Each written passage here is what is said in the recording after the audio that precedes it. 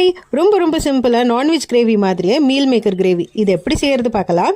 ஒரு கடாயில் கொஞ்சமாக நல்லெண்ணெய் சேர்த்துக்கோங்க. இதில் பட்டை, கிராம்பு, ஏலக்கெல்லாம் சேர்த்ததுக்கப்புறமா ஒரு மீடியம் சைஸில் இருக்கிற பெரிய வெங்காயத்தை சின்ன சின்னதாக கட் பண்ணி வச்சுருக்கேன். அதையும் சேர்த்துட்டு இஞ்சி பூண்டு நல்லா இடிச்சிட்டு இதில் சேர்த்துக்கலாம். சேர்த்துட்டு இதோட பச்சை வாசனை போகிற அளவுக்கு நல்லா வதக்கி விட்டுக்கோங்க.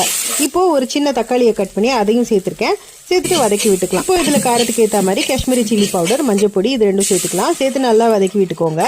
இப்போ இதில் கொஞ்சமாக தண்ணி சேர்த்து நல்லா மிக்ஸ் பண்ணதுக்கப்புறமா இதில் தேவையான அளவுக்கு உப்பு சேர்த்துக்கலாம். இப்போ இந்த ஸ்டேஜில் மீல் மேக்கரை உப்பு போட்டு நல்லா வேக வச்சு எடுத்து வச்சிருக்கேன். ஸோ இப்போ இந்த மீல் மேக்கரை இதில் சேர்த்துக்கலாம். சேர்த்துட்டு நல்லா கொதிக்க விட்டுடலாம். இந்த கிரேவி நல்லா கொதிச்சு வரும்போது இதில் தேங்காய், பெருஞ்சீரகம், கொஞ்சமாக பொட்டுக்கடலை இதெல்லாம் சேர்த்து நல்லா ஃபைன் பேஸ்ட்டாக அரைச்சிட்டு எடுத்து வச்சிருக்கேன். இப்போ இந்த பேஸ்ட்டை இதில் சேர்த்து நல்லா மிக்ஸ் பண்ணிக்கோங்க. இந்த குழம்பு மீடியம் ஃப்ளேம்லேயே வச்சு ஒரு 10 நிமிஷம் நல்லா கொதிக்க விடலாம். இது நல்லா குக் ஆனதுக்கு அப்புறமா இதில் கொஞ்சமாக புதினா, கொத்தமல்லி கட் பண்ணி இதில் சேர்த்துக்கோங்க. சேர்த்து நல்லா மிக்ஸ் பண்ணி எடுத்தோம் அப்படின்னா நல்ல சூப்பர்பா இந்த மீல் மேக்கர் கிரேவி ரெடி ஆயிடுச்சு. நல்ல சுட சுட சப்பாத்தி, இட்லி, தோசை, சாதம் இது கூட எல்லாம் சாப்பிட்றதுக்கு ஃபேண்டாஸ்டிக்கா இருக்கும்.